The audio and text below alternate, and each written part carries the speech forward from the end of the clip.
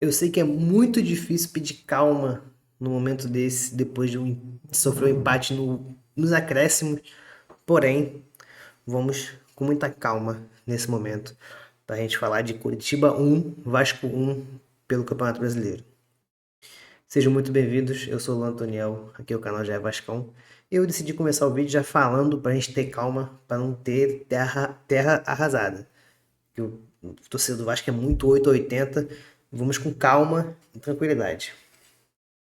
Primeiro, uma das coisas que Luan, quero assistir na coletiva de Renato Gaúcho, que eu vou trazer aqui amanhã no canal, é a justificativa de Matheus França. A escolha de Matheus França para mais um jogo. Eu acho que o Vasco. Eu não sei, de verdade, eu não sei. Não é uma crítica. Na verdade, é uma crítica assim. Eu não consigo decifrar o Vasco de Renato Gaúcho. Talvez isso seja a maior virtude. Talvez. Você não consegue decifrar. Talvez seja uma coisa ruim. Não sei. Qual que é o Vasco de Renato Gaúcho? É o dos 25 primeiros minutos de jogo?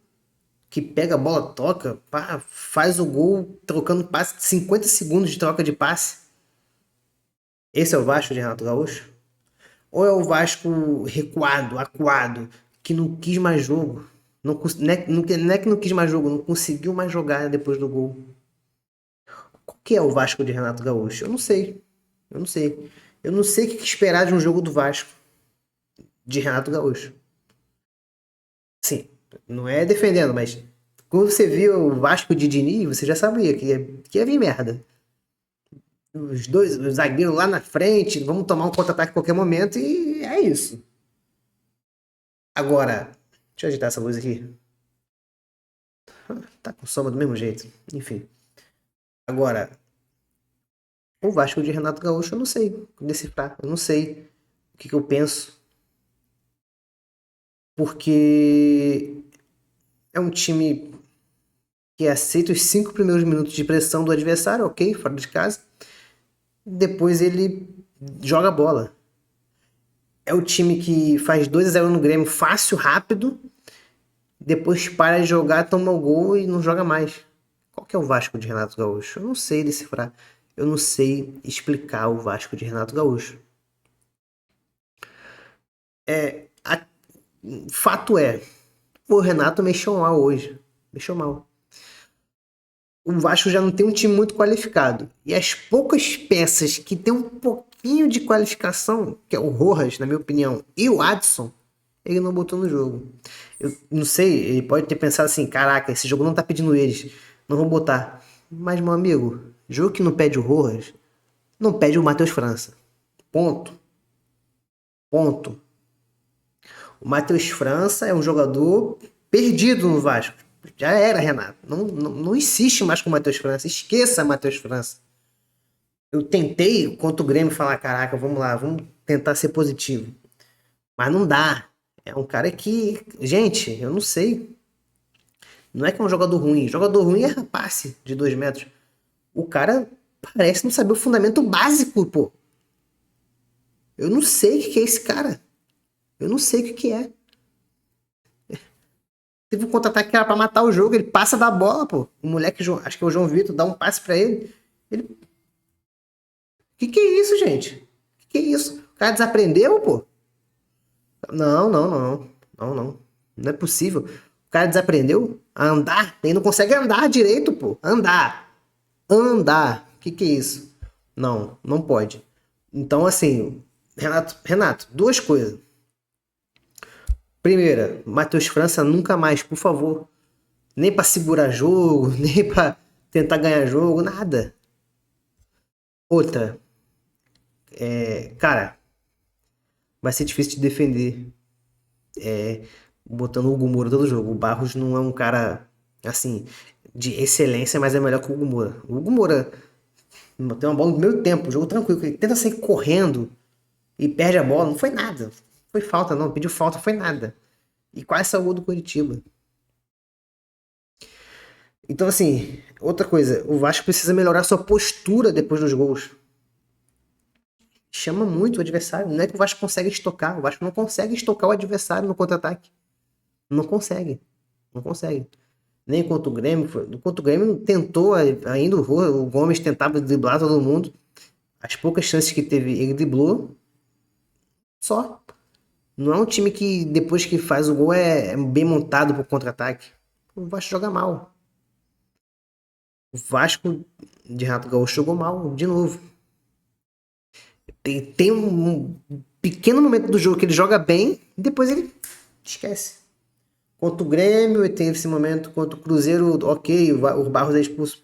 Teve esse momento. Contra o Palmeiras, teve esse momento.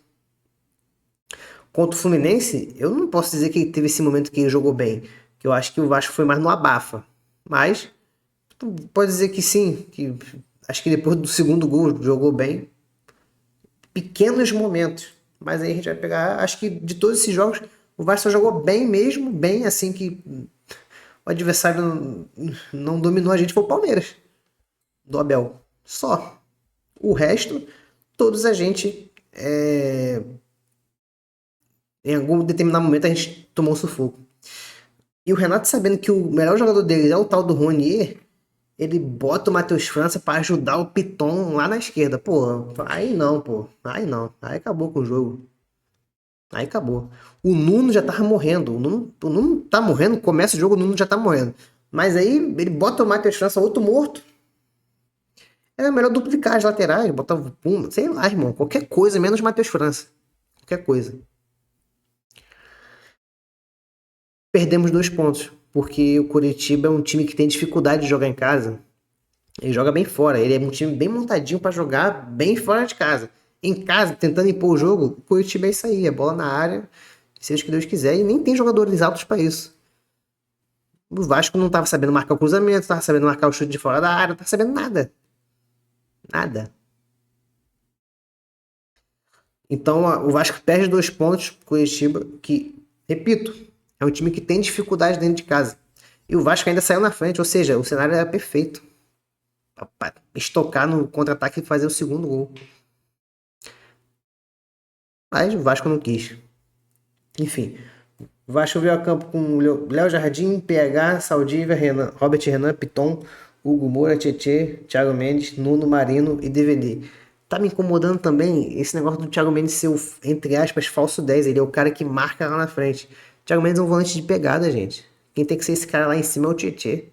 É um time muito confuso ainda. Eu acho que esse encaixe é muito confuso. Ou eu simplesmente não quero entender que o Thiago Mendes vai ser esse cara mesmo. Mas eu não gosto, não sou fã disso. O Thiago Mendes sendo esse cara que pega lá na frente essa bola. E o Thiago Mendes sendo muitas vezes até um 10 do time, girando. O Thiago Mendes tá se achando o 10 do Vasco já, enfim. É isso. O Vasco, foi o que eu falei, teve 23, 20, até o gol, o Vasco tava jogando bem demais. O Marinho deu uma bola na trave, o Piton tem uma finalização que o goleiro defende. Antes do gol, vou até ver aqui a estatística do jogo. Antes do gol, o Vasco tinha muito mais finalizações que o Coritiba. Acho que o Vasco tinha 8, o Coritiba tinha 1. Isso até é o gol do Vasco. Tô olhando pra baixo pra eu tô caçando aqui. Ó, com 23 o Vasco tinha 8 finalizações. Lembra desse número. O Vasco terminou com 11. 8, 9, 10, 11. Ou seja, dos 23 minutos, que é o gol, até o final da partida, o Vasco finalizou 3 vezes. 3. Então, assim, é complicado. E o Coritiba, que começou com 1, foi para 18 finalizações no jogo. Então, assim, você vê a diferença. O Vasco é um time que parou de jogar. Parou. Ele abdicou, ele não quis mais. 23 minutos do primeiro tempo, pô. 23 minutos. Pô, não, gente. Não pode. Não pode. É por isso que a gente sempre vai ser o time de meio de tabela. Parece que não tem ambição de subir. Vamos, agora é pra gente ganhar e tchau. Qualquer perigo. Não, empaca. Alguma coisa acontece. É isso. O jogo do Vasco que eu tenho pra resumir é até os 23 do primeiro tempo. Que o time joga bem, toca a bola, envolveu o Curitiba não conseguia jogar. tocou bola, o gol do Vasco, o Vasco fica tocando bola quase 1 minuto, pum, pum, pum, pum, e o Tietchan faz o gol, o Paulo Henrique dá assistência. Bonito, coisa linda. Depois o time morre. Eu não quero que eu sei que é difícil jogar em cima, principalmente fora de casa, o tempo todo. Mas caraca, parar de vez de jogar?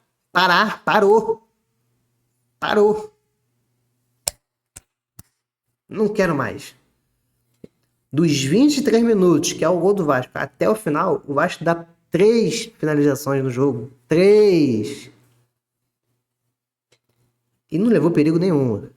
Então, assim, é muito complicado o Renato Gaúcho. Eu quero muito ver a explicação do Renato Gaúcho. Vamos ver se alguém vai fazer uma pergunta com relação a isso. O Matheus França não dá. Ele morre com o Rojas no banco. Ele morre com o Hadson no banco. Jogadores que entraram bem em outros jogos, ele... Enfim.